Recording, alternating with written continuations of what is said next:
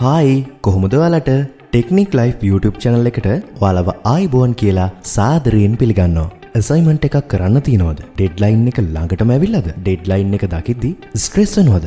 Relax වෙන්න. අපි දැන් ඉන්නේ AI යුගයේ. එහෙම නැත්නම් AI එරා එකේ. දැන් ඉතින් පන දාගෙන නිදි මරාගෙන අසයින්මන්ට් කරපු කාලේ ඉවරයි. දැන් අපිට AI tool වල help එක අරන් සුපිරිම විදිහට ගොඩක් ඉක්මනට assignments කරගන්න පුළුවන්. එහෙමනම් මම අද ඔයාලට කියලා දෙන්නම් ChatGPT, Quillbot, Cloud AI, Grammarly වගේ හොඳ AI tool use කරලා assignment එකක් සුපිරියටම complete කරගන්න විදිහ.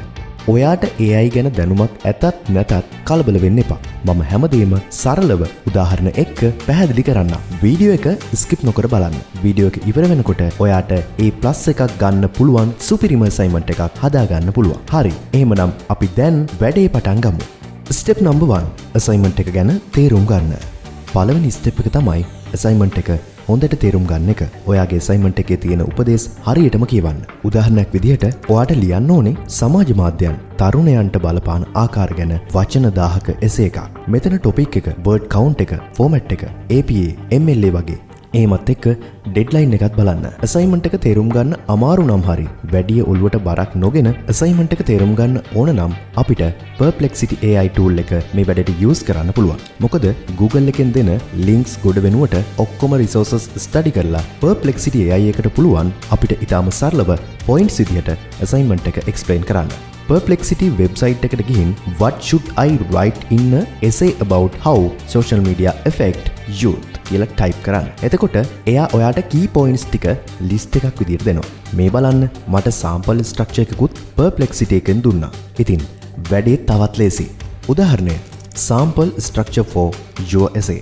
Introduction, positive effects of social media, new friends, information, sharing, negative effect of social media, mental health issues, addiction, the importance of balance and awareness, balance usage, awareness, conclusions. මේ points ටික note කරගෙන ඔයාගේ essay එකට structure එක හදාගන්න. තවත් දෙයක් Perplexity AI එකේ pro search enable කරලා try කරන්න. ඔයාට තවත් ටිකක් explain කරලා හොඳ result එකක් ගන්න පුළුවන්. Step number 2. Initial draft එක ලියන්න. දැන් අපි essay එකේ first draft එක ලියමු. මේකට ChatGPT තමයි ultimate weapon එක. අමුතුවෙන් කියන්න ඕනේ නෑනේ මේ AI පෙරලියට මූලිකම හේතුවක් තමයි ChatGPT. ඒ නිසාම වගේම high quality content writing ability එකක් තියෙන නිසා ChatGPT ලෝකේ ජනප්‍රියම AI writing tool එක කියලා හඳුන්වන්න පුළුවන්. මුලින්ම ChatGPT account එකක් නැත්නම් chatgpt.com website එකට ගිහින් free account එකක් හදාගන්න. ඊට පස්සේ chat box එකට assignment එක ගැන ඔයා තේරුම් ගත්ත දේවල් explain කරලා හොඳ prompt එකක් type කරන්න. අන්තිමට ඔයා හදාගත්ත ස්ට්‍රක්චර් එකක් දීලා ෆලෝ කරන්න කියන්නේ. ඊට පස්සේ ලස්සන prompt එකක් type කරන්න. prompt එක තමයි AI එකට දෙන උපදේශ. උදාහරණය write a 1000 word essay about how social media affect the younger generation. Include an introduction's 3 main points: positive impacts, negative impacts, solutions and the conclusions. ChatGPT සුළු මොහොතකින් ඔයාට draft එකක් දෙවි. ඒත් පොඩ්ඩක් ඉන්න. මෙන්න ලොකුම warning එක. draft එක කියවලා wow කියලා ඒක copy paste කරලා submit කරන්න එපා. එතකොට plagiarism ප්‍රශ්නකට face කරන්න වෙන්න පුළුවන්. එහෙමත් නැත්නම් lectures ලට meter වෙන්න හරි AI content checking tool එකට detect වෙන්න පුළුවන්. ඒ නිසා අපි අහු නොවෙන්න මේ draft එක ඔයාගේ style එකට හරව ගන්න ඕනේ. ඒත් මේක හොර වැඩක් නම් නෙවෙයි. අපි අපේ වැඩේ කරන්න latest and technologies use කරන එක තමයි මෙතනදී කරන්නේ. මේ වැඩේට අපි use කරපු ChatGPT එක කරට කර තරම් කරන්න පුළුවන් Cloud AI tool එක. මේ වැඩවලදී වැදගත්ම දේ තමයි වැඩේටම ගැලපෙන tool එක use කරන එක. ඒ කියන්නේ උපරිම quality එකෙන් අපිට වැඩේ කරගන්න පුළුවන්. Cloud.com website එකට ගිහින් ChatGPT එකෙන් ආපු draft එක paste කරලා rewrite this essay in a more conversation style like a 10th grade student would write කියලා ඉල්ලන්න. අපි මෙතනදී generate කරන්න try කරන්නේ මේ essay එක වඩා conversational 10th grade student කෙනෙක් ලියන විදිහට හරව ගන්න එක. Cloud එතකොට ඒක lazy natural style එකක් විදිහට හරවලා දෙනවා. උදාහරණය ChatGPT social media creates impacts on youth's lives. Claude social media has a big impact on young people's lives. Step number 3 content එක paraphrase කරන්න. දැන් අපි ගාව තියෙන්නේ Claude AI එකෙන් හදපු draft එක. ඒ තවමත් මේක 100% ඔරිජිනල් නැති වෙන්න පුළුවන්. මේක fix කරන්න අපිට Quillbot use කරන්න පුළුවන්. අපේ text content එකට new vibe එකක් දෙන්න මේ Quillbot tool එකට පුළුවන්. Quillbot website එකට ගිහින් ඔයාගේ draft එක paste කරන්න. එතකොට Quillbot tool එක ඒක වෙනත් වචන භාවිතයෙන් ලියලා දෙවි. බලන්න මං කියන්න හදපු දේ වෙනස්ම විදිහකින් තමයි Quillbot කියන්නේ. උදාහරණය. Original sentence. Social media helps youth access information. Quillbot paraphrase. Youth have easier access to information thanks to social media. තවත් දෙයක්. Quillbot free version එකෙන් word 125ක limit කරලා තියෙනවා. ඒ කියන්නේ අපිට එකපාරකට paraphrase කරන්න පුළුවන්. ඒ නිසා අපිට content එක කොටස් වශයෙන් තමයි paraphrase කරගන්න වෙන්නේ. ඒක ටිකක් time එකක් යන වැඩක් වුණත් මං හිතන්නේ ඒක ගොඩක් හොඳයි. මොකද අපිට කොටසින් කොටස check කරන්න content එක ගන්න ගොඩක් ලේසි. word count එක අඩු වෙනකොට. Step number 4. assignment එක humanize කරන්න. හරි.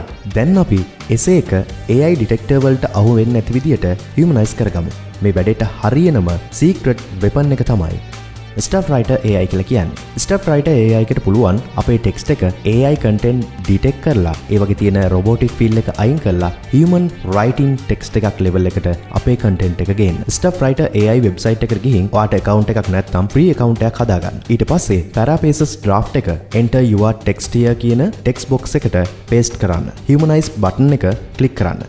එතකොට එයා text එකේ AI vibe එක අයින් කරලා ඔයා ලියපු විදියට හරවනවා. උදාහරණය AI generated. Social media helps youth access information. Humanized. Throughout social media channels, youth users can easily find all type of information. මේ step එකෙන් පස්සේ ඔයාගේ assignment එක totally human written වගේ වෙනවා. Step number 5. Grammar සහ style check කරන්න. දැන් essay එකේ languages style එක perfect ද grammar mistakes තියනවද කියලා බලමු. Grammarly තමයි මේකට ලෝකේ bestම tool එක. Grammarly website එකට ගිහින් ඔයාගේ text එක paste කරන්න. Grammarly tool එක spelling, grammar, punctuation, writing style එකත් check කරලා අවුල් තැන් තියෙනවා නම් මේ විදියට suggestion කරලා දෙනවා. උදාහරණය. First sentence. Throughout social media channels, youth user can easily find all type of information. Grammarly එකේ free version එක සාමාන්‍ය කෙනෙක්ට ප්‍රමාණවත් වෙයි. Premium එක තියෙනවා නම් language style එක ගැන තවත් pro suggestion ලබා ගන්න පුළුවන්. Step number 6. Plagiarism check කරන්න. essay එක submit කරන්න කලින් essay එක 100%ක් original ද එහෙමත් නැත්නම් copied work නෑ කියලා confirm කරන්න ඕනේ. Turnitin කියන්නේ ගොඩක් academic professionals ලා use කරන plagiarism checking tool එකක්.